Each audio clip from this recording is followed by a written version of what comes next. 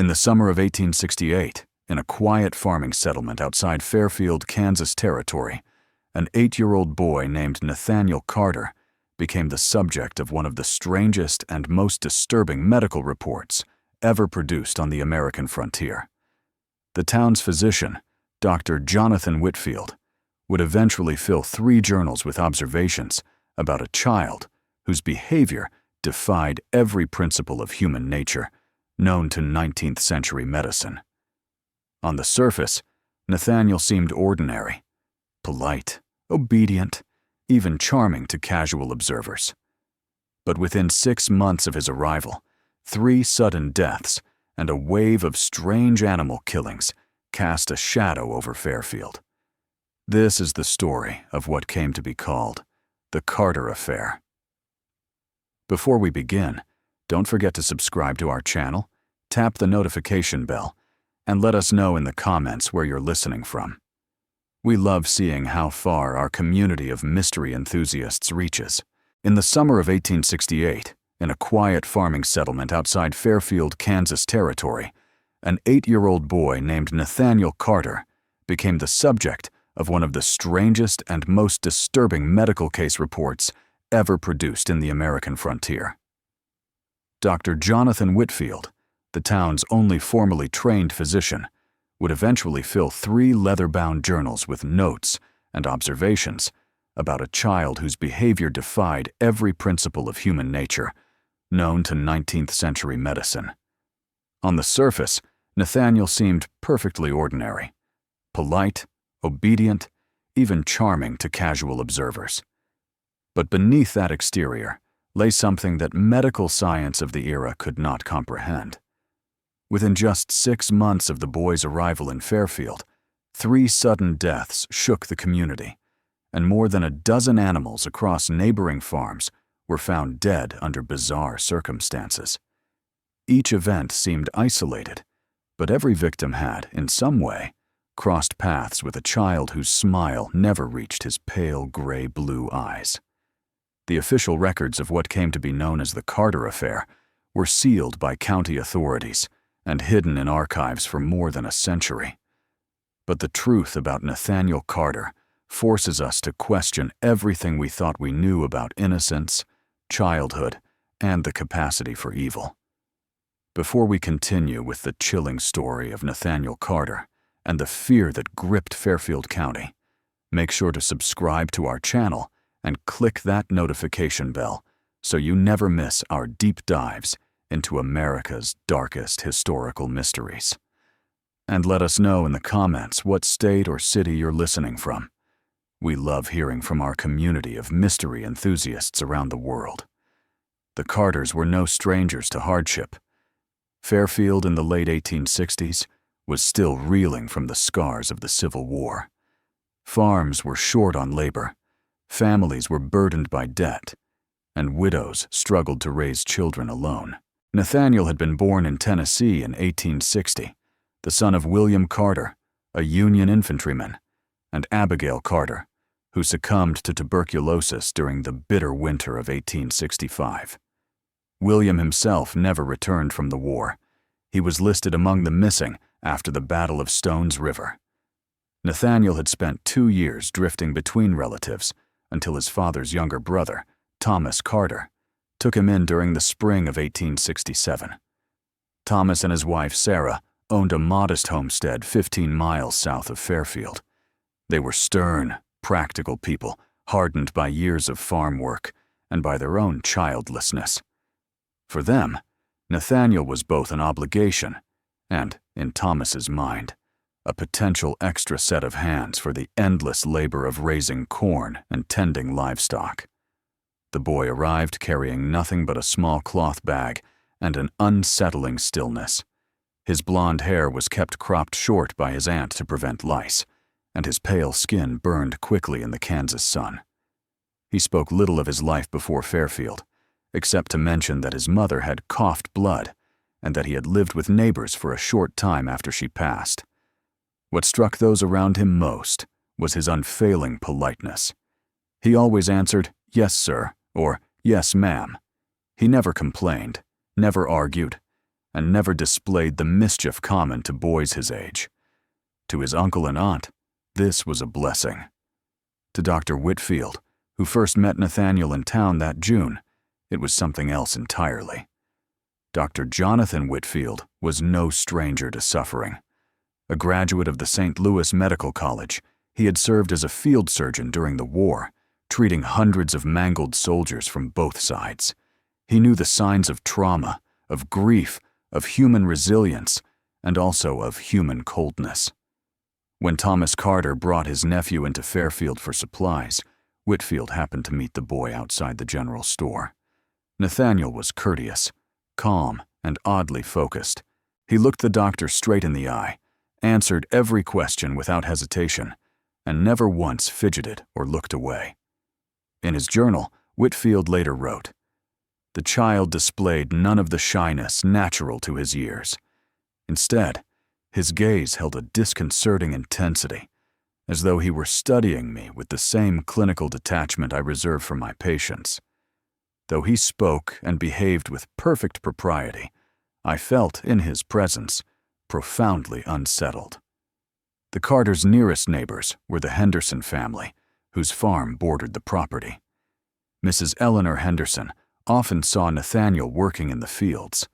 She remarked more than once that the boy seemed more machine than child. From dawn until dusk, he labored without complaint, without pause, never breaking into play or distraction the way other boys did. Her chickens, she later told her husband Samuel, seemed disturbed whenever Nathaniel came near the fence line. They would cluster together, squawking and flapping as if sensing something unnatural about the boy. Samuel dismissed it as foolishness, but Eleanor could not shake the feeling that animals saw something people missed. The first tragedy struck in August 1867. Mary Collins, a lively 5-year-old girl and the daughter of the town blacksmith, had been playing near Willow Creek, a shallow stream winding between several properties, including the Carters' land. That evening, as the Collins family prepared for supper, Nathaniel appeared at their door. His clothes were damp, his face pale, but his voice steady. "Mrs. Collins," he said politely, "I found Mary by the creek. She isn't breathing." The search party rushed to the stream and found Mary face down in less than 2 feet of water. Dr. Whitfield was called immediately. His examination concluded drowning, a tragic but not uncommon accident in the countryside. Yet something about Nathaniel's account troubled him. The boy described in startling detail the position of Mary's body, the way her dress had snagged on a submerged branch, even the color of the water around her mouth. His recall was precise, too precise for a child supposedly shaken by grief. When asked why he had been at that particular spot, Nathaniel explained calmly that he had been searching for a missing calf. 2 days later, the calf was found grazing unharmed a mile away from the creek. At the funeral, Nathaniel sat beside his aunt and uncle, his head bowed. He accepted the Collins family's gratitude with solemn politeness, telling Mary's father, "I wish I had found her sooner." But Mrs. Henderson, watching from across the church, noticed something chilling. When grief overwhelmed Mary's mother, when strong men broke down at the sight of the child's coffin, Nathaniel's eyes remained dry, watchful, calculating, quietly studying every detail. By early autumn of 1867, whispers about the Carter boy had begun to circulate in Fairfield. Farmers exchanged uneasy glances when his name came up, though none dared voice their concerns too loudly. Children still played in the meadows and along the fences, but parents found excuses to call them in earlier, casting watchful eyes toward the Carter farm. Dr. Whitfield tried to dismiss his own unease as a physician's instinct gone astray. But then came the second tragedy. In late September, Henrik Larson, a 17-year-old hired hand who worked for the Hendersons, went missing after driving a wagon load of hay up toward the bluffs that overlooked the river. When he did not return by dusk, a search was organized. His body was discovered at the base of the cliff, shattered on the rocks. The first assumption was accident, Perhaps the wagon wheel broke, or the boy slipped in the fading light. But upon closer inspection, something was wrong. The leather reins of the wagon team had been deliberately cut, not frayed, and the path along the cliff's edge showed signs of disturbance, as though the soil had been loosened. Among the small crowd that gathered at the scene, Nathaniel Carter stood with his hands folded neatly in front of him, studying the broken body of Henrik Larson with the same calm he had shown at Mary Collins's funeral. Whitfield recorded later, "The boy did not avert his eyes from the mangled form, nor did he blanch at the sight of blood. On the contrary, he appeared to scrutinize every detail, the angle of the limbs, the pool of blood, the broken teeth scattered upon the rocks. This wasn't horror. It was examination." When asked by Sheriff Alden Ross if he had seen anything unusual, Nathaniel replied politely, "There was a swarm of bees near the wagon. They must have startled him." The sheriff, skeptical, noted that the wagon showed no signs of bees or honeycomb. Whitfield, more disturbed than ever, began to suspect that the child was not merely a witness to misfortune, but an architect of it. By October, Fairfield was caught in a strange tension. Livestock were found dead in their pens, throats torn, or bellies opened with surgical precision. Farmers whispered about wolves, though no wolf prints were found. Children spoke in hushed tones about Nathaniel's unblinking stare. Mrs. Henderson, whose kitchen often served as a gathering place for neighbors, confided one evening, "That boy watches me when he thinks I don't notice. His eyes follow every movement of my hands, as though he's learning how I cut bread, how I stir the pot. He's not like other children. He's memorizing us." Her husband told her not to gossip, but even he began locking their barn at night. The event that broke the town's patience occurred in November. Jacob Miller, the Hendersons' youngest son, just 9 years old, disappeared while fetching water from the old stone well on their property. When his father went to look for him, he found the bucket rope coiled neatly on the stones, but no sign of Jacob. Shouting into the well produced only echoes. Hours later, after neighbors gathered with lanterns, they discovered the boy's body wedged deep below, his skull cracked against the wall. Dr. Whitfield, summoned to examine the scene, immediately noticed something disturbing. The well cover, an oak board that normally required 2 men to lift, had been pried loose and set aside with surprising care. On its underside, he saw faint scratch marks and a thin film of blood. It was as though the boy had been forced inside, the cover replaced, and then later removed again. Among the crowd stood Nathaniel, calm as ever. When questioned, he explained that Jacob must have fallen while leaning too far over. But Whitfield noted the boy's clothing bore faint smears of mud from the well's edge, though he had claimed not to be near it. At Jacob's funeral, grief swept the Henderson family into collapse. Mrs. Henderson wailed over the coffin, her hands trembling uncontrollably. Most of the townsfolk sobbed openly, but Nathaniel remained perfectly composed, his pale eyes unblinking. At one moment, when Mrs. Henderson's cries reached a peak, Whitfield swore he saw the boy's lips twitch upward into the faintest smile. By winter, Dr. Whitfield could no longer ignore the pattern. His journals from December 1867 contain frantic notes. 3 children dead within 3 months, each death bearing the mark of orchestration. The Carter boy displays no affect, no grief, no fear, no compassion. He studies injury with the fascination of a surgeon, yet he is but 8 years old. The doctor began discreetly observing the boy, following him at a distance when he roamed the fields, noting his interactions, or lack thereof, with other children. What he discovered only deepened his dread.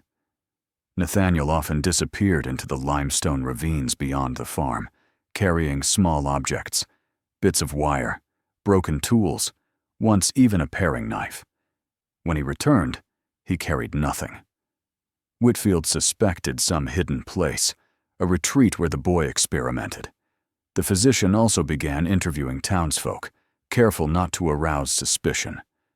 Time and again, the same themes emerged. Animals fleeing from Nathaniel's presence, his uncanny ability to describe injuries in detail, his calmness in the face of tragedy. Whitfield confided his suspicions to Sheriff Ross, who listened grimly, but reminded him that suspicion was not evidence. Without proof, they could do nothing. But Whitfield was already resolved. If he could not yet prove Nathaniel's guilt, he would at least uncover the truth behind the boy's strange wanderings. Through the bitter Kansas winter of 1867, Dr. Whitfield's suspicion hardened into grim determination. The snow made tracking easier. Several times he followed Nathaniel's small boot prints across frozen fields and into the limestone ravines south of Fairfield. Always, the trail ended near a cluster of boulders and a narrow fissure in the rock. One gray afternoon in January 1868, Whitfield carried a lantern and resolved to enter the crevice himself. The passage narrowed, forcing him to crawl on hands and knees until it widened suddenly into a small cavern. What he saw inside chilled him to the marrow. The chamber smelled faintly of smoke, oil, and something coppery. Along the stone walls were crude shelves fashioned from scrap lumber. On them rested objects that should never have been in the hands of a child. Broken farm tools, sharpened into makeshift knives. A bundle of chicken bones wired together like an anatomical model. Strips of hide stretched and tacked as though preserved for study. And a row of small jars filled with cloudy liquid, inside which floated the remains of mice, sparrows, even a kitten. At the center of the chamber lay a sketchbook, its pages filled with drawings. They were not the clumsy scribbles of a farm boy. These were careful, precise renderings, anatomical studies of animals, cross-sections of organs, diagrams of traps. In the margins were lists written in a neat child's hand: artery, vein, lung collapses, strangled the Markart, silence. Whitfield wrote in his journal that night, "The boy keeps records as I keep medical charts. He dissects, he studies, he experiments. Yet he does so without any guide, any instruction, save what he learns through cruelty. He is, in truth, a physician of death." Whitfield considered taking his findings directly to Sheriff Ross, but he feared the evidence would be dismissed as childish cruelty. Frontier law in 1868 had no language for such horrors. A boy of 8 could not be tried as a murderer without witnesses, and to accuse him without proof might only make Whitfield appear mad. Instead, the doctor chose to confront Nathaniel himself. Perhaps, he reasoned, there remained some shred of humanity within the child, something that could be reached, restrained, or, though he scarcely believed it, redeemed. Whitfield visited the Carter homestead under the pretense of checking on Sarah Carter, who had been suffering from winter cough. After examining her, he asked Thomas Carter if he might speak privately with the boy. Nathaniel entered the parlor quietly, hands folded before him, his gray-blue eyes locked onto Whitfield's. "Sit down, Nathaniel," the doctor said. The boy obeyed, perching on the edge of the chair, posture perfect. Whitfield began gently. "You are very clever. I've seen your drawings. You understand more than most children your age." Nathaniel's lips curved into the faintest smile. "Thank you, sir. But some of the things you study," Whitfield continued, "are dangerous. Cutting animals, keeping their parts. It isn't right. People will think you wicked." The boy tilted his head, unblinking. "But you cut people open, doctor. I have heard you speak of amputations in the war, of men bleeding out on the table." Whitfield stiffened. "That was to save lives." Nathaniel's voice was calm, almost soothing. "I do it to learn. Isn't that the same? You with your patients, me with mine." The words struck Whitfield like a hammer. He pressed on, though his mouth had gone dry. And the children, Nathaniel? Mary, Henrik, Jacob? Did you learn from them too? The boy's face did not change. He simply asked, "Do you think it's strange that I am not afraid of you? Everyone else fears the doctor's knife, but I do not. Perhaps I am braver than them." Whitfield leaned forward, his voice low. "You are not brave. You are empty." For a moment, silence filled the room. Then Nathaniel's smile broadened, and he whispered, "Emptiness is useful. It makes it easier to do what others will not." That night, Whitfield could not sleep. The boy's words echoed in his mind. He had looked into the face of something he could not name, something colder than madness, something beyond the categories of alienists and physicians. In his journal he wrote, "There exists within him no conscience, no pity, no natural affection. He knows the language of virtue, but speaks it as a mask. I believe he has studied me as I study him, and I dread what he may one day become." Whitfield resolved then that he must act. If Sheriff Ross demanded proof, he would gather it, no matter the risk. The safety of Fairfield, perhaps of many beyond, depended upon it. The winter of 1868 settled heavy upon Fairfield.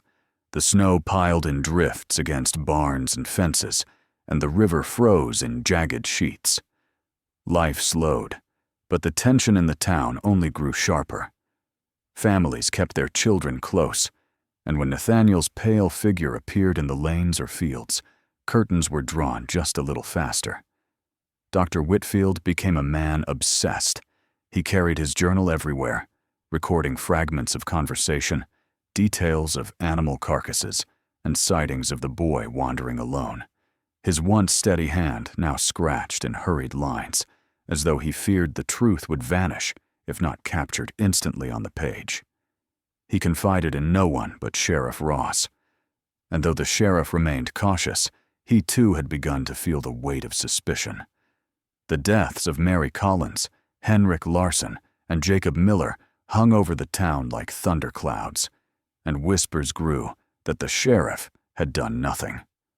On more than one occasion, Whitfield trailed Nathaniel into the ravines again. He was careful not to be seen, for the boy's senses seemed unnervingly sharp. Once, in late January, Whitfield followed him to the frozen creek bed. Nathaniel crouched over a rabbit he had snared, not to eat it, but to slice it open with a paring knife. The doctor watched in horror as the boy examined the organs with the same calm precision Whitfield himself had once used in a surgical tent. When Nathaniel finished, he did not discard the remains. Instead, he carefully placed them into a sack, smoothed the snow over the bloodstain, and walked home, humming a hymn he must have learned from Sunday service. Whitfield returned to town that night, pale and shaken.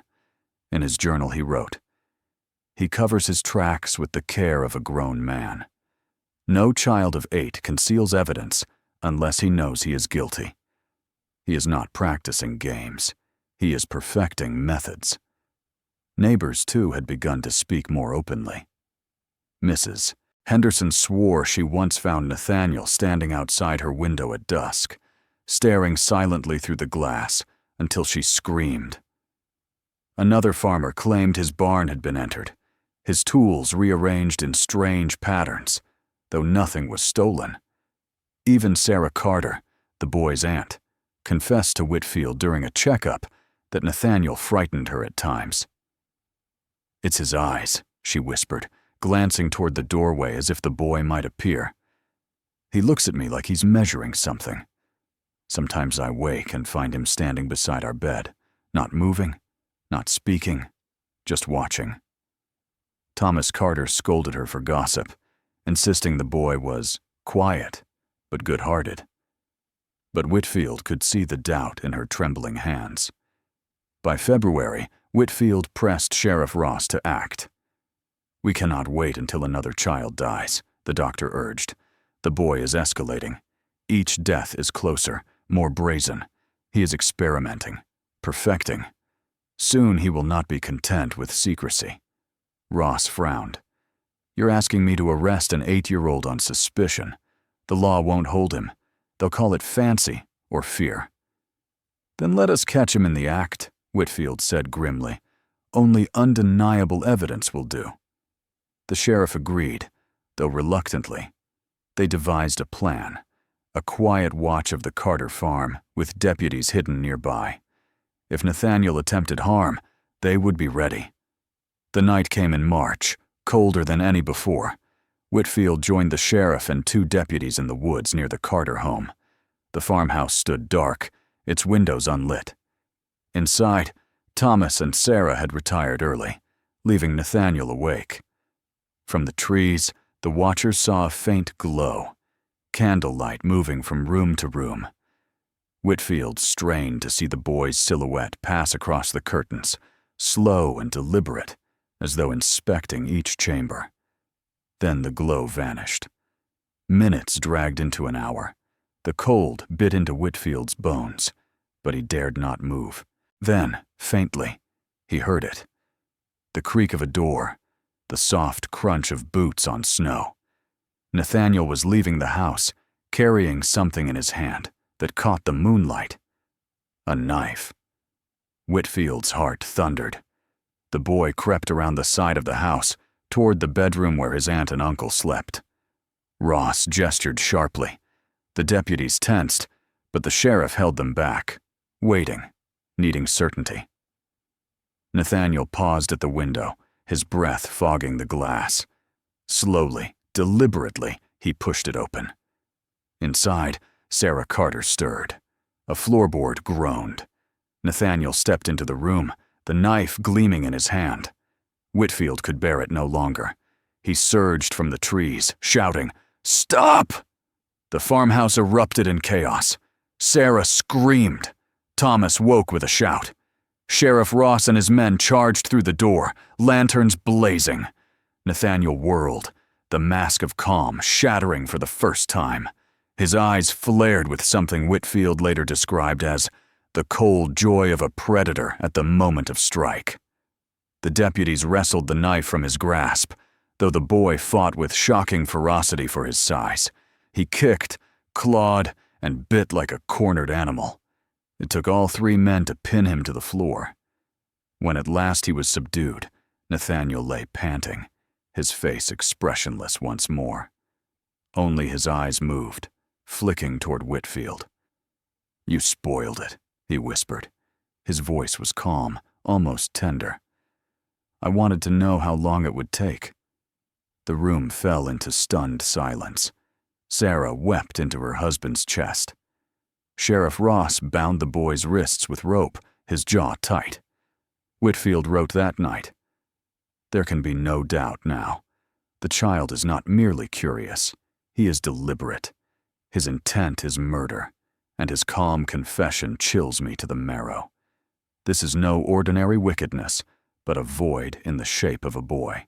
The morning after the farmhouse incident, Fairfield awoke to a spectacle it had never seen before. Sheriff Ross riding through town with a bound 8-year-old in the back of his wagon, lanterns casting his pale face into sharp relief. Nathaniel Carter sat perfectly still, hands tied, expression serene, as though he were merely being escorted to Sunday school. Word spread like fire. By noon, half the county had gathered outside the sheriff's office. Mothers clutched their children. Farmers shook their heads in disbelief. Never before had they seen a child accused of attempted murder. Inside, Sheriff Ross and Dr. Whitfield debated the boy's fate. Ross wanted him tried, but the county judge scoffed at the idea. "He's but a child," the judge declared. "Our law has no place for hanging an 8-year-old." Without living witnesses to the earlier deaths, Nathaniel could not be formally charged. Instead, the judge pronounced a different sentence. The boy was to be declared insane and remanded to the custody of the Illinois State Hospital in Jacksonville, one of the few institutions west of the Mississippi that treated what they called lunacy of childhood. In April of 1868, Nathaniel was transported east under guard. The asylum loomed like a fortress of brick and iron, its tall windows barred, its wards echoing with the cries of the disturbed. The superintendent, Dr. Erasmus Pike, welcomed Sheriff Ross with grim courtesy. "We shall study him," Pike promised, "and perhaps one day cure him." Nathaniel was placed in the juvenile ward under close observation. At first, he behaved with perfect obedience. He thanked attendants, folded his blankets with military precision, and recited scripture when asked. Other boys in the ward feared him immediately. One whispered that Nathaniel never blinked when he stared, and another swore that his nightmares worsened after Carter moved into the room.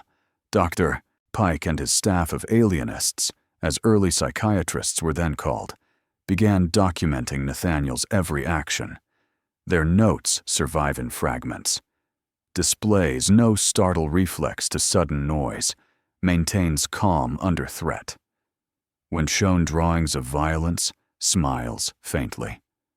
Asks repeatedly about strangulation and the moment consciousness departs. Recites moral lessons fluently, but cannot explain their meaning beyond words. One physician remarked that Nathaniel seemed to treat their questions as experiments of his own, measuring how they reacted, not the other way around. Within weeks, disturbing accidents began to plague the juvenile ward. One boy, age 10, was found dead in his bed, smothered beneath his own pillow. The attendants blamed night terrors, saying the child had thrashed himself into suffocation. But Whitfield, who corresponded regularly with the hospital, doubted it. Another patient fell down a stairwell after his shoelaces had been tied together in the night. Officially, it was deemed mischief. Unofficially, whispers spread that Nathaniel had been the last seen near him. By summer, even the attendants grew wary. One confided to Dr. Pike, "That boy unnerves the whole ward. He speaks kindly, but he watches like a hawk. When something bad happens, he's always nearby, calm as stone." It was during these months that Nathaniel began keeping a diary, supplied by the hospital at his request for writing practice. In neat, even script, he filled its pages not with childish musings, but with observations. Rats stop moving after 3 minutes in water. Pulse weakens fastest at the throat, slower at the chest. Dreams are loudest when someone is dying in the next bed. Some entries were stranger still. Diagrams of knots, crude maps of the asylum's corridors, lists of which attendants carried keys on which days. Dr. Whitfield, who traveled to Jacksonville in August to examine the boy himself, was allowed to read portions of the diary. What he saw horrified him. "He writes with the calm of a surgeon," Whitfield recorded, "and with the imagination of a killer. His words are precise, never embellished, as though written for the record of a future trial. I begin to fear that he is preparing, not simply to study death, but to continue his experiments beyond these walls." Despite the growing fear, Nathaniel remained a model patient to those less observant. He sang hymns during chapel, helped sweep the ward floors, and always greeted the superintendent with perfect courtesy. When questioned about the deaths, he expressed sorrow, clasping his hands in prayer. Yet in private moments, when attendants looked away, he would leave unsettling tokens: a dead bird laid carefully on a pillow, or chalk drawings of gallows and coffins on the slate walls. To those who confronted him, he always replied with innocence. "It was only a game," he would say softly, "only a drawing." But the gleam in his eyes betrayed the truth.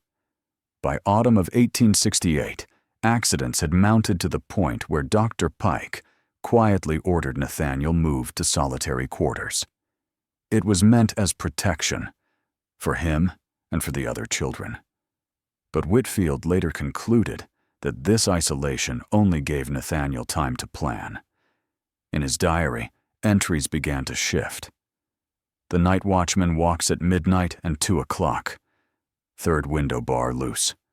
Keys ring loudest when the new guard walks. Whitfield's final note from that year reads, "We have caged him like an animal, but he is not caged in mind. His patience is inhuman. He waits as a spider waits in the web, each tremor teaching him more. I dread the day when his patience ends." The winter of 1869 brought the event Dr. Whitfield had dreaded from the moment Nathaniel Carter first entered the asylum. On the morning of January 14th, attendants discovered his cell empty. The lock on the iron door bore no sign of tampering, yet the bolt was drawn. A sheet rope dangled from the window, tied with perfect sailor's knots. The snow outside bore a trail of small footprints leading into the woods. Panic swept the institution. Guards scoured the countryside for days, but the tracks vanished at the river. Some claimed he had drowned in the ice. Others believed he had found shelter in a farmstead. The truth was never confirmed. By spring, stories began filtering westward along wagon trails and stagecoach lines. In a town near St. Louis, a stable boy was found strangled, his pockets emptied not for coin, but for nails and string. In a rural Indiana village, chickens were discovered arranged in a circle, their throats cut with surgical precision. And in southern Illinois, a boarding house owner swore a polite blonde child had stayed the night, asking curious questions about the locks on her doors, only to vanish before dawn. Each account differed in detail, but always the description matched. A boy of 8 or 9, pale hair, gray-blue eyes, unusually well-mannered, and always, in the wake of his departure, something dead or missing. The newspapers carried only brief mentions: juvenile vagrant, runaway orphan. But to those who remembered Fairfield, the pattern was unmistakable. When word reached Dr. Whitfield in Kansas, he felt both dread and obligation. He resumed his journals, vowing to trace the boy's path. For months he corresponded with sheriffs, doctors, even ministers across 3 states. Each letter carried the same question: "Have you seen a child of peculiar manner traveling alone?" Responses trickled back. Sightings in Missouri, rumors in Indiana, a boarding school in Ohio that briefly housed a boy by that description before he ran off after a fire killed a fellow student. Whitfield's obsession consumed him. His patients in Fairfield grew restless at his absences, but he could not stop. "If I do not follow him," he wrote, "then one day we shall hear not of a boy, but of a man, perfected in cruelty. And by then, it will be too late." By 1872, the trail grew cold. Nathaniel would have been 12 years old, but no confirmed sightings remained. Some believed he died on the road, claimed by hunger or wolves. Others whispered that he had joined a traveling family, concealing himself among their children. A few swore he had reached Chicago, a city already growing notorious for its crime and anonymity. For Dr. Whitfield, the uncertainty was worse than any conclusion. He filled his final journal with reflections, not just on the boy, but on the nature of evil itself. "There are maladies of the flesh which I can name, and there are maladies of the mind which we begin to study. But Nathaniel Carter belongs to neither. He is not mad, for madness is confusion. He is not possessed, for there is no sign of torment. He is something else, an emptiness where conscience should dwell, and a hunger where innocence should reside. Such a creature does not heal, it only learns." Decades passed. Fairfield rebuilt, though it never fully recovered from the terror that had scarred its name. Old-timers spoke in hushed tones about that Carter boy. Some children grew up doubting the tale, dismissing it as folklore. Yet in 1891, long after Whitfield had grown gray, he received a letter from a physician in Oregon. The letter described an inmate in a coastal jail, an unusually polite man in his early 30s, arrested for vagrancy, who spoke of studies and kept a notebook filled with anatomical sketches. The description fit too closely to be coincidence. Whitfield never traveled west to see for himself. His health was failing by then. But he recorded in his last entry, "If it is truly him, then he has survived these many years by guile and cunning. Whether the law will recognize the danger, I cannot know. But I leave this record for those who come after. Let them remember, evil may wear the face of a child, and it may pass unnoticed until it is too late." Whitfield died in 1893. His journals were locked away by his descendants and remained hidden for nearly a century. Only in recent decades did scholars piece together the fragments of his writings, revealing the chilling portrait of a boy who may have been one of America's earliest recorded psychopaths. And so the name Nathaniel Carter lingers like a shadow, a reminder that sometimes the scariest monsters are not born in dark forests or haunted houses, but sit quietly at the supper table, smiling politely, studying us all. And that is the chilling story of Nathaniel Carter, the boy some historians now consider one of America's earliest recorded psychopaths. Was he truly a child, consumed by an emptiness beyond human comprehension? Or was he the victim of fear and superstition, his legend growing larger than his deeds? The truth may never be known. If this story unsettled you, make sure to share it with a friend who loves dark mysteries. Smash that like button.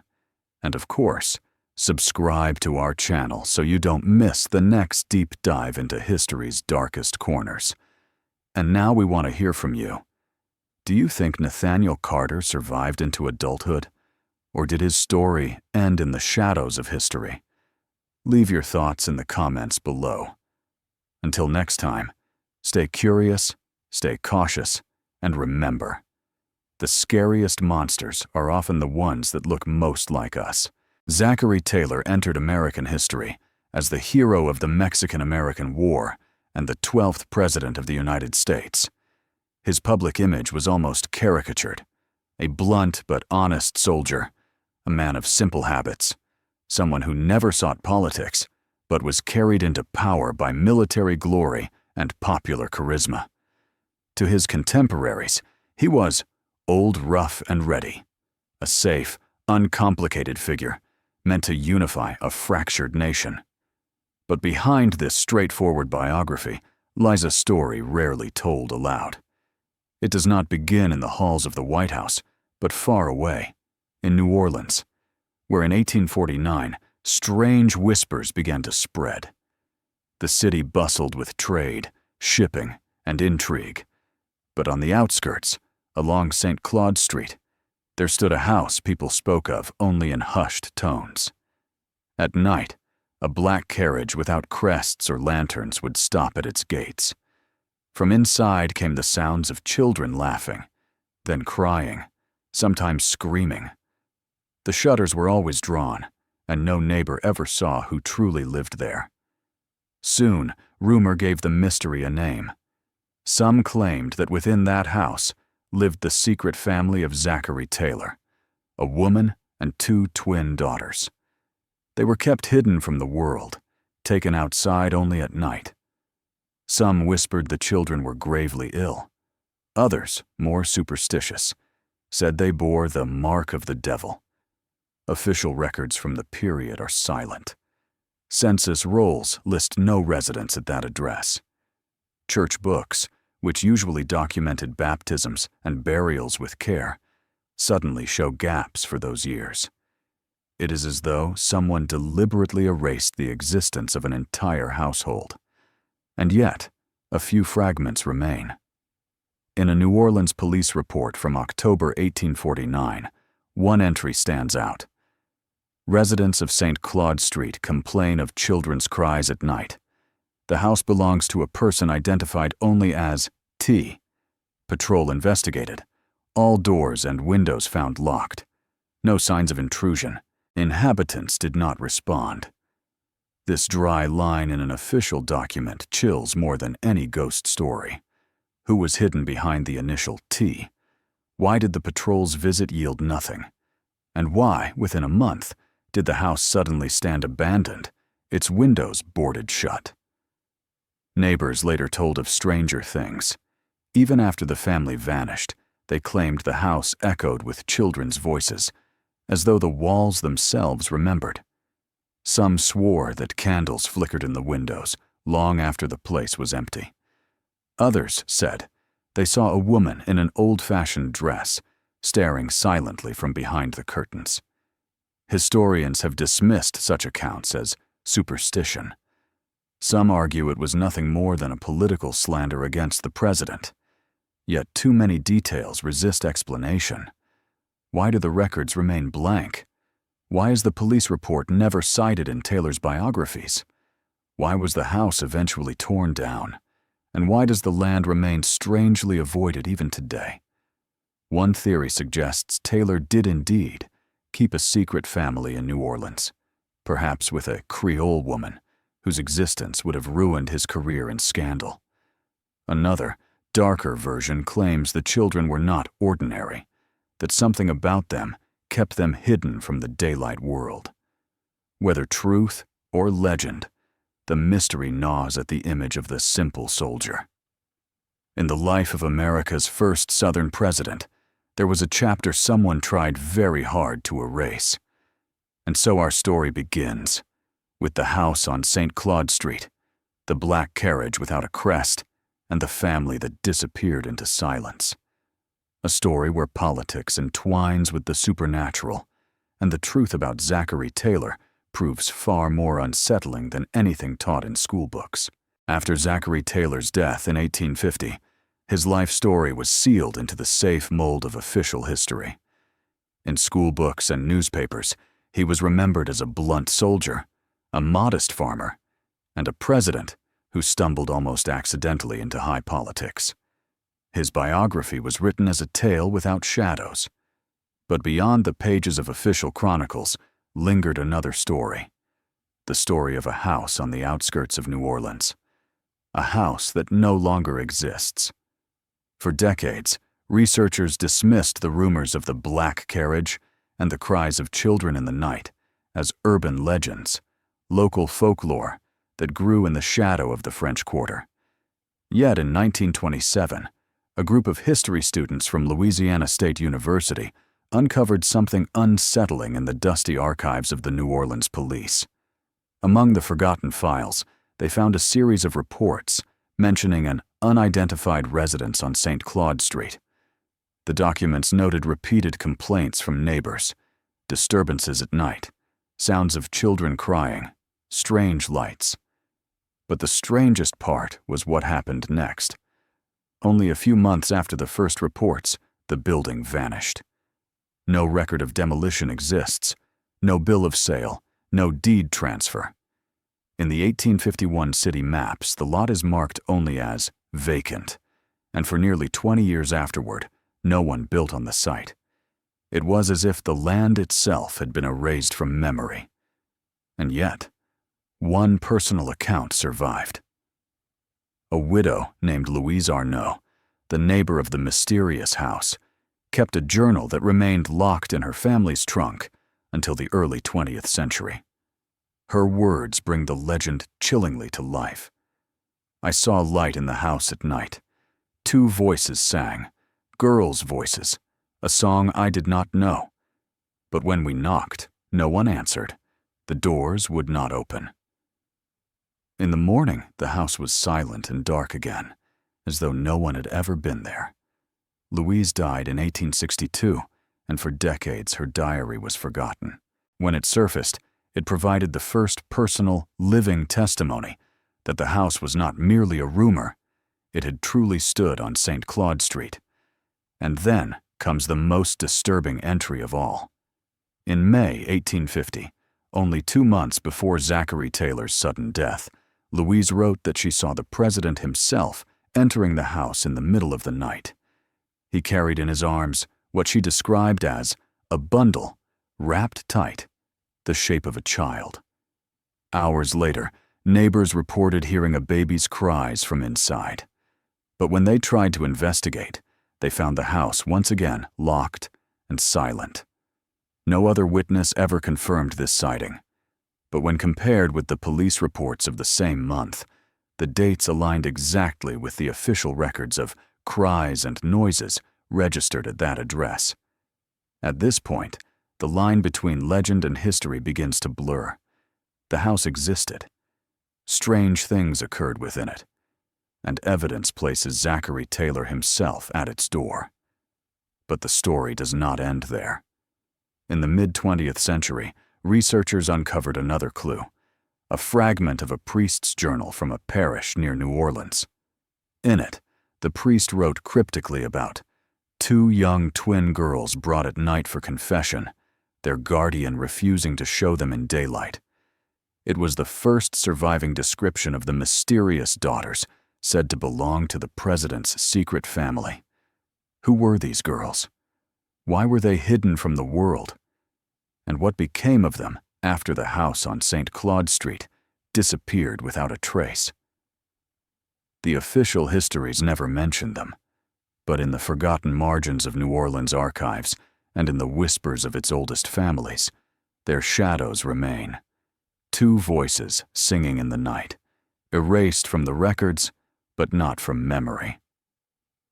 In 1954, a New Orleans historian named Charles Wilmore stumbled upon a dusty journal tucked away in the archives of the local diocese. It had been nearly forgotten, its leather binding cracked with age, its pages yellowed and brittle. The journal belonged to a parish priest, Father Duval, who had served in the city during the late 1840s. Most of the entries were unremarkable. Notes on baptisms, deaths, marriages, and mundane parish expenses. But in the section covering the years 1849 to 1850, Wilmore found something that made his hands tremble as he turned the fragile pages. There were repeated mentions of 2 girls, always described as twins, who were brought secretly to confession at night. Father Duval wrote that he had never once seen them in daylight. They arrived only after sunset, escorted by a man in military uniform. The priest never recorded their names, nor their features in detail, but his cryptic words hinted at something profoundly unsettling. 2 souls in one reflection. 2 shadows speaking the same words. Their cries are not of this world. And then, a line that stopped Wilmore cold. The man said they were his children, but that they must never belong to the world. I dared not ask more. The entry was dated March 1850, just 4 months before the sudden death of President Zachary Taylor. As the journal continued, Father Duval's tone grew darker, more disturbed. He confessed that after the twins' visits, strange phenomena plagued the church. Candles would extinguish themselves 3 nights in a row. He heard laughter, high, childish laughter, echoing behind him while he prayed, only to find the pews empty. Then came the entry dated June 1850, one of the last before the priest abruptly ceased mentioning the twins at all. They returned. They told me their father would soon leave. They smiled, but their eyes were black as the night. To modern researchers, this passage was nothing short of shocking. Had the girls somehow predicted the president's death? Because only weeks later, on July 9, 1850, Zachary Taylor collapsed and died under circumstances that remain controversial to this day. The official story claimed he fell victim to spoiled cherries and iced milk on a sweltering summer afternoon. But when his body was exhumed more than a century later, tests revealed no conclusive traces of poison. His death remains an unsolved mystery. Natural illness, deliberate poisoning, or something stranger still. Could these enigmatic twins, hidden away in New Orleans, have been connected? Were they real daughters of the president, locked away for reasons too scandalous or too terrifying to reveal? Or were they something else entirely, a living symbol of guilt fear, or some darker inheritance. What makes the mystery more haunting is what followed. After Taylor's death, all mention of the twins simply vanished. No parish records, no police reports, no city ledgers. It was as though they had been erased, along with the house on St. Claude Street. And yet the shadows resurfaced more than a century later. In the 1970s, during the renovation of an old townhouse once owned by a New Orleans notary, workers discovered a forgotten album in the cellar. Inside were crude sketches, portraits drawn in pencil. Among them, one image stood out with a chilling clarity. Two identical girls, their faces pale and expressionless, their eyes drawn entirely black. On the palms of their hands, the artist had carefully etched strange marks, symbols that scholars still cannot fully decipher. Beneath the sketch, a single handwritten caption was scrawled in faded ink: "The President's Daughters." In 1972, New Orleans historian George Sanders was commissioned to catalog a collection of old papers belonging to the Lafarge family, a once prominent line of notaries. Among the expected piles of wills, deeds, and legal contracts, his eye was caught by something entirely different: a small leather-bound album, tucked away beneath layers of dust. The book was filled with drawings, sketched in charcoal and pencil on yellowed paper. At first glance, they looked like ordinary 19th century studies, simple portraits, the kind an amateur draftsman might make in idle hours. But one detail stood out with startling clarity. Every single page was devoted to just two children, two girls, twins. Page after page showed them in various poses, holding hands, seated cross-legged on the floor, or simply standing and staring straight ahead. Their resemblance was uncanny: identical features, identical clothing, identical posture. But it was the details that unsettled Sanders. In several sketches, the girls' eyes were rendered as solid black pools, devoid of whites or pupils. On others, their palms were turned outward, and at the center of each hand, the artist had drawn a peculiar symbol, a circle intersected by jagged lines, resembling both a sun and a cross. The captions beneath the drawings were even more disturbing. Scrawled in uneven script, they read, "The President's Daughters. They watch. Soon the darkness will come." Sanders immediately brought the album to experts at the Louisiana Historical Society. Paper analysts dated the stock to the mid-1850s. But the most baffling discovery came from a chemist who studied the pencil. The graphite contained trace amounts of a rare mineral compound that was not commercially available until the 20th century. The finding raised a terrifying question. If the album truly originated in 1850, how could it contain a material unknown to that era? Was it a forgery, planted to mislead? Or was it connected to the same inexplicable anomalies hinted at in Father Duval's parish journal nearly a century earlier? The news of Sanders' discovery spread quickly, igniting debate among scholars and conspiracy theorists alike. Some dismissed the drawings as an elaborate hoax, but then another fact emerged, one that tied the sketches directly to the highest levels of power. The Lafarge family, whose house concealed the album, had long served as legal advisors to President Zachary Taylor. Records confirmed that the notary himself had traveled with Taylor's entourage during visits to New Orleans and managed the family's affairs there. If the album had been created in the Lafarge home, then the girls it depicted were not inventions. They were real. But who was their mother? Why were there no baptismal records, no census entries, no trace of them in official history? One particular drawing seemed to offer a terrible clue. It showed the twins in white dresses, standing beside a coffin. The caption, a single word, sent chills down Sanders's spine. Father. Tests on the paper dated it to the summer of 1850, the very season President Taylor died. The implications were staggering.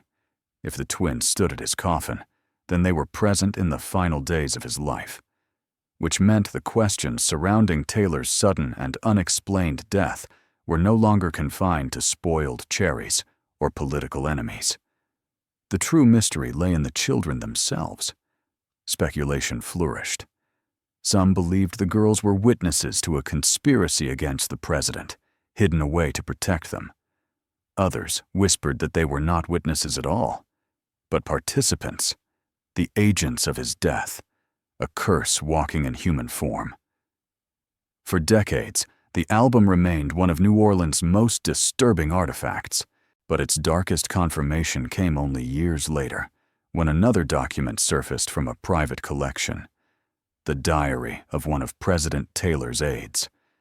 In its pages were references to nightly visits and secret gatherings in a house on the edge of New Orleans, meetings that involved a man in uniform, a priest, and two silent children who never aged and never opened their eyes in daylight. In 1987, among the belongings of the Harper family, descendants of a household staff member who had once served in the White House, a tattered leather-bound diary was discovered. The name inscribed on the title page was startling: Robert Hill, personal aide to President Zachary Taylor. Hill's service to the president had lasted scarcely a year and a half, from Taylor's inauguration in March 1849 until his sudden death in July 1850. At first, the diary seemed like little more than a bureaucrat's notebook. The early pages contained routine notes, schedules of cabinet meetings, briefings with senators, complaints about the president's recurring stomach ailments. But as the entries moved into the summer of 1850, the tone shifted dramatically. The clear, businesslike script gave way to broken sentences, urgent scrawls, and fragments that bordered on delirium. One passage, dated June of that year, read, "I swore to keep the secret. Yet the secret demands to be spoken.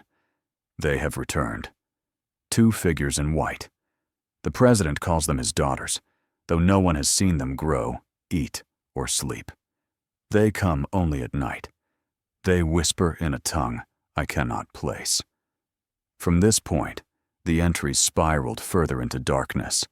Hill described the president leaving the White House in secrecy, accompanied not by his official guards, but by men Hill did not recognize. These journeys, according to the diary, always led south, to New Orleans. When Taylor returned, he looked haggard and drained, yet he insisted that all was under control. The most chilling entry was dated July 4th, 1850, just 2 days before the president's collapse. Hill wrote, "Tonight, they sat at his table. Two girls, dead and alive at once, their faces pale as wax, their eyes filled with shadows. They told him the time was near. The president did not resist. He listened to them as a father to his children.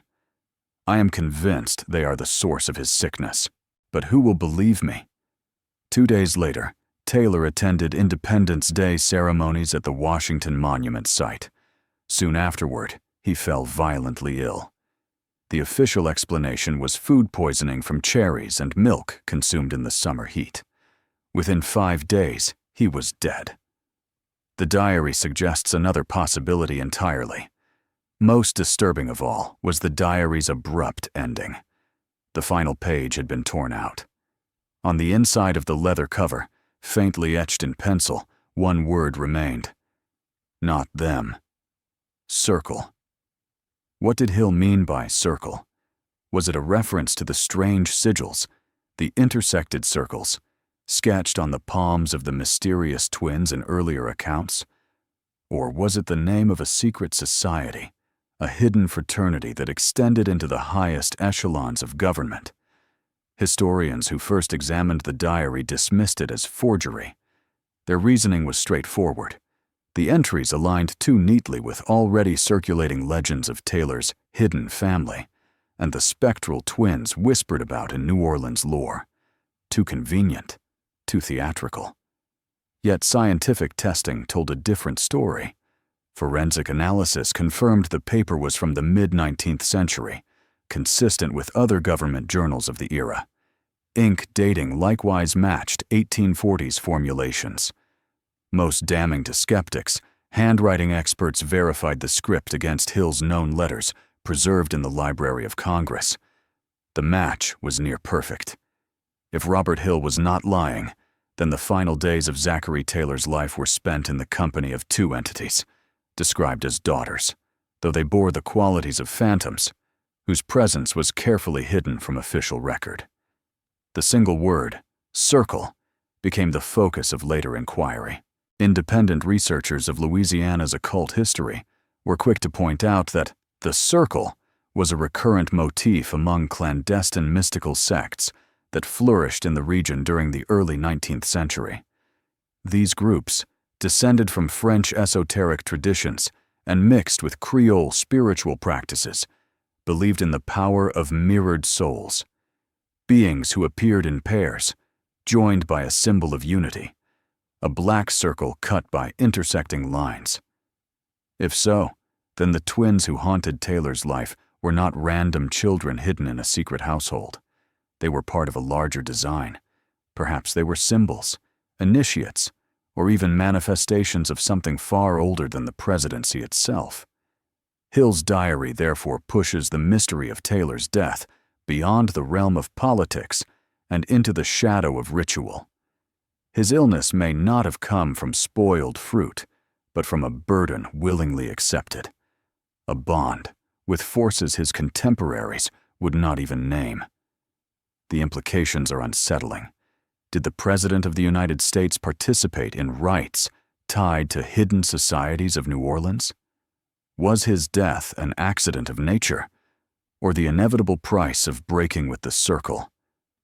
The Harper Diary does not provide the final answer, but its faded ink ensures that the official story of cherries, milk, and a stomach ailment can no longer be told without a shiver of doubt. When the diary of Robert Hill, aide to President Zachary Taylor, became public in 1987, most historians brushed it aside. Another sensation, another forgery, they said. But only months later, in the dusty archives of New Orleans City Library, a discovery shifted the conversation. A forgotten collection of colonial-era laws, written in French, listed various societies that had once been forbidden to gather in the city. Among the names was one that seemed to leap off the page: Cercle de la Lune, the Circle of the Moon. Officially, it was registered as a religious fraternity. In reality, whispers of its reputation painted a darker picture. Since the 18th century, sects like this had risen and fallen across Louisiana, carried by French émigrés and Creole mystics. Their belief centered on the children of light, beings born in human form, but never fully human. These children were said to appear in the families of the powerful, granting both influence and ruin in equal measure. Suddenly, the phrase Hill scrawled on the last page of his diary, "Not them, circle," took on new weight. Perhaps he hadn't meant to absolve the mysterious twin girls of responsibility.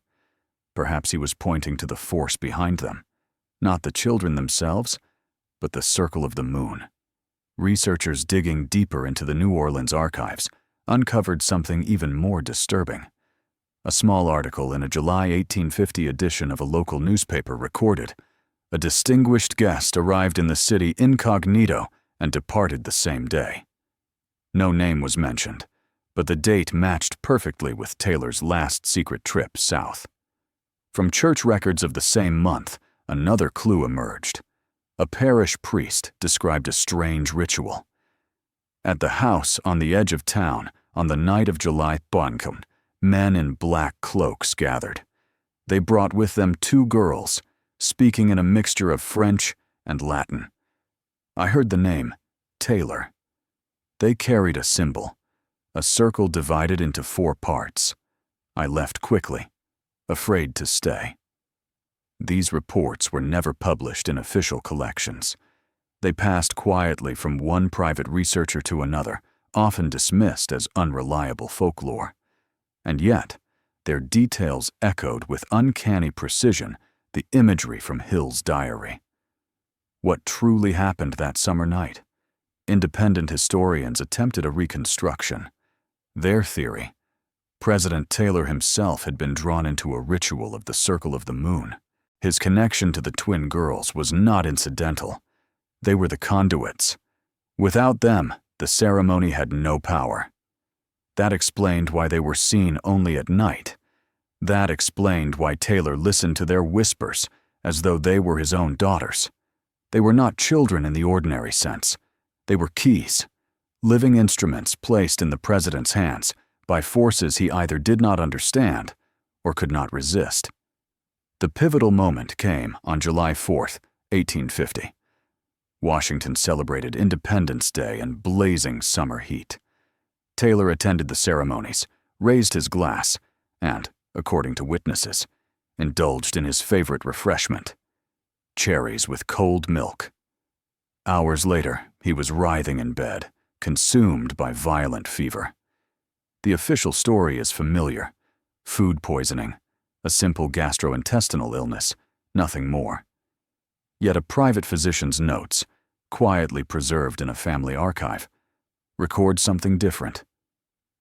That night, in delirium, he spoke of children calling him away. He said he must follow. Within 5 days, the 12th President of the United States was dead. And with his death, the girls vanished. No parish record, no census entry, no burial registry bears their names. It is as though they dissolved with his final breath, leaving behind only rumors and fear. The story might have ended there, buried beneath the patriotic myth of a fallen hero. But in the 20th century, another piece surfaced. In the archives of the Massachusetts Historical Society, a single page from a notebook was found, its edges brittle with age. On it was drawn the same sigil the priest had described, a circle divided into 4 parts, with 2 small figures inside.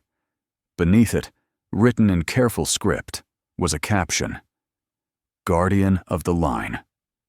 The date below chilled every researcher who saw it. 1865, the year President Abraham Lincoln was assassinated. If the symbol of the Circle of the Moon carried forward through decades, then Taylor's death was not an isolated mystery. It was the first public fracture in a hidden narrative, one that reached beyond his presidency, beyond the twins of New Orleans, and into the very heart of American leadership. It suggests a terrifying possibility. The circle did not die with Taylor. It endured. And if it survived the 1850s, it may have chosen new children of light among the descendants of those who shaped the nation. When Zachary Taylor's body was lowered into the ground in the summer of 1850, the official papers offered neat explanations. "A sudden gastric illness," wrote the National Intelligencer. "A natural fever," insisted others. The image of the 12th president as a war hero felled by spoiled cherries and warm milk became canon. But outside the official chronicles, a different story began to circulate. The first voice of dissent belonged to Dr. Thomas Matthews, one of the physicians summoned to the White House during Taylor's final hours. In his private journal, never meant for publication, he left a single entry that would remain sealed for more than a century. "I saw his eyes. They did not look at us. He reached into the air as though grasping small hands. He whispered again and again, 'Do not leave. Stay a little longer.' I swear under oath he was speaking to someone none of us could see." This testimony might have been dismissed as the ramblings of a superstitious doctor, had it not resurfaced in the 1970s when Matthews's papers were donated to the University of Virginia. Yet far stranger evidence appeared in the parish records of New Orleans. Among the baptismal entries for July 1850 are 2 names, Elise and Claire. The priest noted them as children of unknown parentage, baptized only 2 days after the president's death. In the column for parents, there is a dash. In the column for witnesses, a crude drawing, a circle divided into 4 parts. Coincidence? Or were Elise and Claire the very same twins whispered about in Taylor's Secret Journeys? Historians remain divided, but the trail of the twins only grew more unsettling. By 1853, whispers spread through the French Quarter of two fair-haired sisters seen wandering together at odd hours. Shopkeepers said they never seemed to age. They appeared in alleyways, vanished into shadows, and were always together, mirror images of one another. These years coincided with the quiet resurgence of secret lodges in New Orleans, French-speaking societies, some of which carried the old name Cercle de la Lune, the Circle of the Moon. Their documents, when uncovered decades later, showed the same sigil, a circle split into quadrants. Then came the most disturbing discovery of all. In 1892, archaeologist Frederick Hall excavated a crumbling tomb in St. Louis Cemetery No. 1. Inside a small coffin, a child's coffin, he found no bones, only a silver medallion etched with the letters E and C. When Hall tried to preserve the find, local archivists intervened.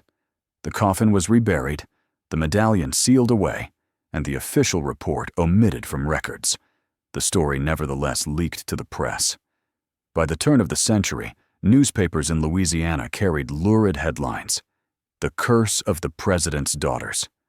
Some claimed the twins were angels of death who had come to claim Taylor's soul. Others whispered that they were something far worse, not human at all, but emissaries of the circle who bound the president to their design. Not all dismissed the possibility. In 1901, Harvard historian Oliver Crawford wrote to a colleague in one of his more controversial letters, "I am convinced the girls lived. They were never buried. They were given over to the circle to continue their experiment. The question is not whether they died. The question is, where are they now?" By then, the twins had become woven into the fabric of New Orleans folklore, but what troubled researchers most was the pattern of their reappearance. Their shadows fell across the nation's corridors of power. Some witnesses swore they saw two identical girls among the mourning crowds at Abraham Lincoln's funeral procession in 1865. Others claimed the twins appeared, blurred in the background of photographs taken in New York during the 1870s. Always together, always unchanged. Coincidence? Or had the children of light survived, as the circle's myths suggested, moving silently through history, tethered to presidents and the hidden machinery of power? The implications were terrifying. If Elise and Claire were real, and if they never aged, never died, then Zachary Taylor's death was not the end of their story. It was only the beginning of a thread that stretched from the swamps of Louisiana to the heart of American politics. And if they stood at Lincoln's funeral, as some swore, then perhaps the hand that claimed Taylor in 1850 was the same hand that reached for Lincoln 15 years later. By the mid-19th century, America was entering a storm of change. Civil war was tearing the nation apart. North against South. Old powers collapsing, new leaders rising. In times like these, myths grow in the shadows, whispered where fear and uncertainty reign. And it was during these years that the rumors of the mysterious twins from New Orleans resurfaced, this time in an even darker context. In the archives of the Louisiana District Court, records survive from a case dated 1862. They concern a cotton merchant named Antoine Lambert, whose testimony remains one of the strangest documents of the war era. Two young women stayed in my house. They spoke softly, but they knew too much. They spoke of a murder yet to come. They named dates no one could know. Their eyes were the same, not similar, not sisters, but exact reflections of one another. I drove them out. But before leaving, they told me, "We will return when the Great One falls." The records never specify who the Great One was, but when researchers compared the dates, the implication was hard to ignore. They were speaking of Abraham Lincoln. Evidence did not stop there. Photographs from the war years show strange anomalies. In one image taken in Washington in 1864, two figures appear in the background. Young women, dressed alike, their hairstyles perfectly mirrored. At first dismissed as coincidence, the photo was re-examined in the 20th century. Several experts agreed. The faces were too identical. Not sisters. Not doubles. Copies. Then came April 1865. Lincoln's assassination at Ford's Theater was the shock that shattered the nation. In the flood of rumors that followed, one detail appeared again and again: the presence of two silent women. Newspapers of the North reported whispered accounts of two sisters seen near the theater just hours before John Wilkes Booth fired his shot. A witness, George Rowland, gave a statement that survives in the pages of a Philadelphia journal. "I saw them, two women, veiled, standing motionless by the entrance, and then they were gone. I do not know who they were, but people said this was not their first appearance." Historians have long debated these sightings. Were they the hallucinations of a traumatized public, or echoes of an older legend that simply attached itself to a new tragedy? Yet the coincidences are impossible to ignore. Each new mention pulls on the same thread, a thread that begins not with Lincoln, but with Zachary Taylor, 15 years earlier. And the context deepens. These very years saw a surge of secret societies in America. Masonic lodges multiplied. The mysterious Order of the Golden Circle spread its influence across the South. And in New Orleans, French-speaking circles and occult brotherhoods revived their meetings in secrecy.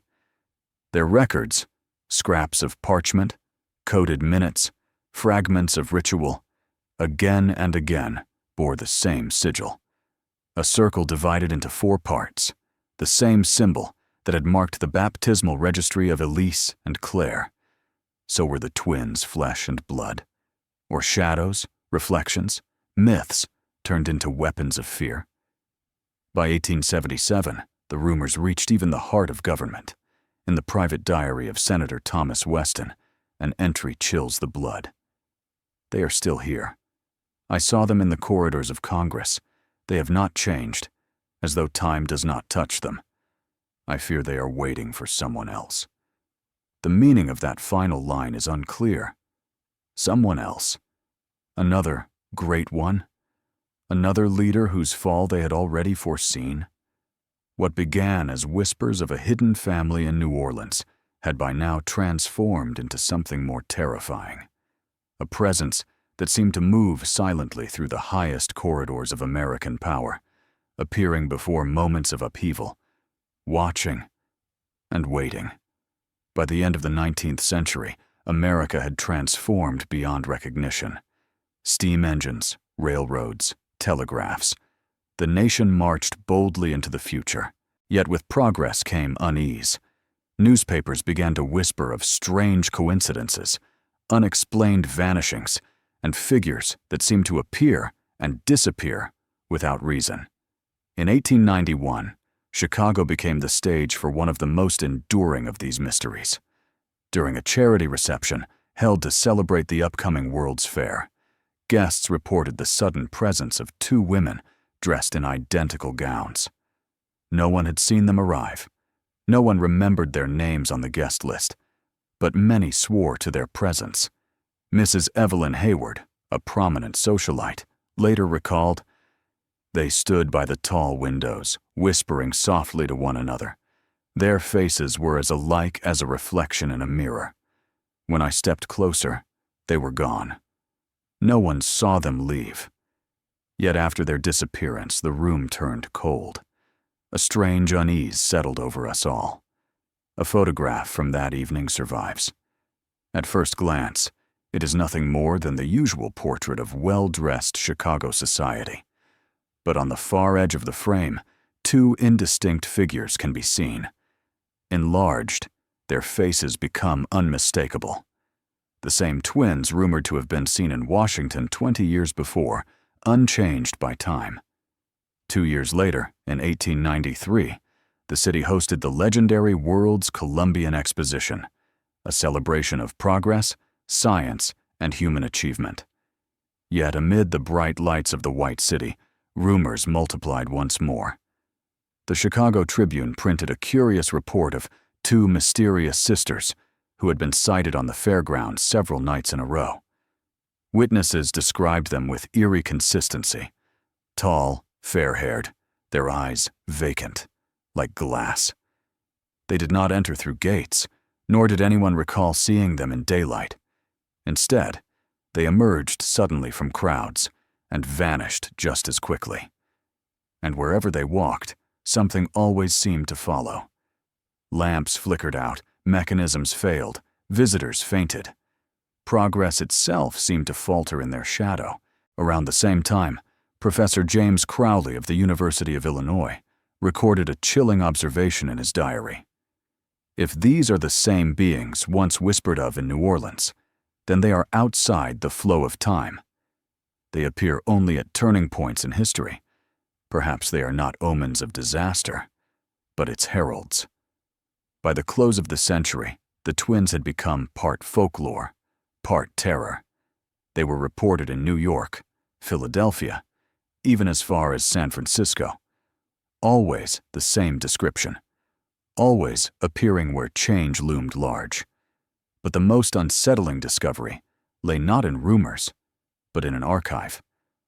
Within the records of a Masonic lodge in Chicago appeared a cryptic entry dated 1895. They are bound to the blood of the great. They are the inheritance of a family not to be spoken of.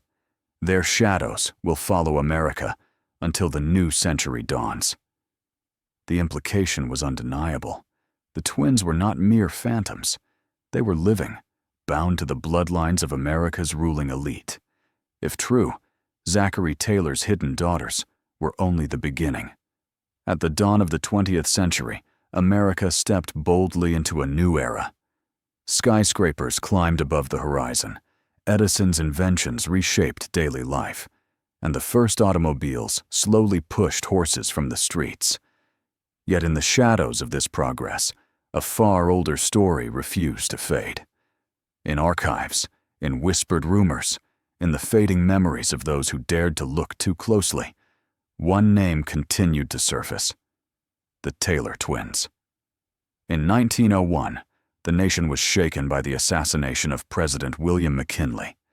Among the chaos of Buffalo's Pan American Exposition, some witnesses described seeing 2 identical women in the crowd just before the fatal shots were fired. The Buffalo Courier printed a short but chilling report.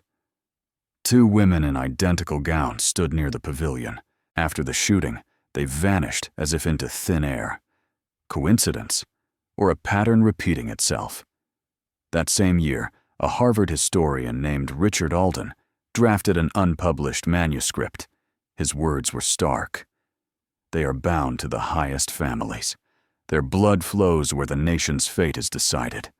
Perhaps their role is to guard or to destroy. But with each decade, they return, and always near the seat of power. Alden's private research into the Taylor lineage uncovered a disturbing trail. Several branches of the president's descendants appeared in records only to later vanish. Births were noted, but names disappeared from ledgers years later. Where documents survived, a phrase sometimes appeared in the margins: the sister heirs. By the 1920s, the rumors had evolved into legends whispered across America's great cities.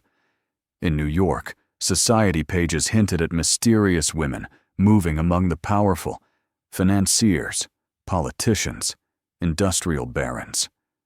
They were said to possess striking, almost unnatural beauty, commanding influence far beyond what propriety or logic could explain. Their descriptions matched those of the elusive twins first seen in New Orleans: tall, blonde, eyes both piercing and distant. The most troubling detail: they did not appear to age. a photograph taken in 1923 during a closed gathering at a Fifth Avenue mansion, preserves their ghostly silhouettes. The image shows titans of industry, senators, and bankers gathered in celebration. And at the edge of the group, two women stare directly into the camera. The same features, the same symmetrical faces that appeared in Washington photographs of the 1860s, the same cold expressions seen in sketches from the Lafarge album decades before. Who were they? Ghosts? Descendants of Zachary Taylor? Or something beyond either? Documents uncovered in the Louisiana Masonic archives hint at an answer. There, the term les sœurs héritières, the sister heirs, appears repeatedly. They are described as guardians of the bloodline, women tied not just to Taylor, but to presidential dynasties stretching further. The names of Lincoln, Pierce, even Van Buren surface alongside the Taylor connection. The implication is clear and unsettling. The sisters were not isolated figures haunting one man's history. They were part of a broader, hidden lineage, a current of shadow running beneath the surface of American power. If this is true, then the story of Zachary Taylor was only the beginning. His death, his rumored daughters, the whispers of the circle of the moon, all of it may have been one chapter in a much larger saga. A saga in which presidents, bloodlines, and occult societies were bound together by two faces that never seemed to change.